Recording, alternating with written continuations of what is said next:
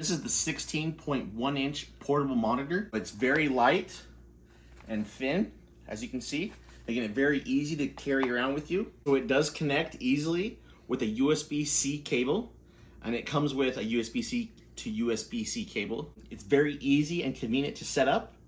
We're gonna connect it to my laptop and show how it's used. Type C to Type C here.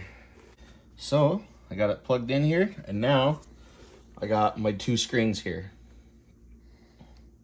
So now, as you can see, I can move over here and I can work on my spreadsheet and a Word document like right here with two different screens here. So I have this portable monitor that I can use, and I can also drag this over here, put this back over here.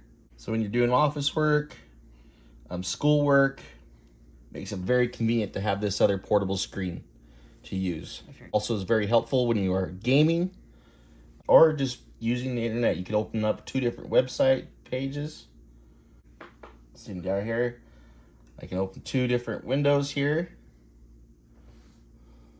So as you can see here, I got two different websites open.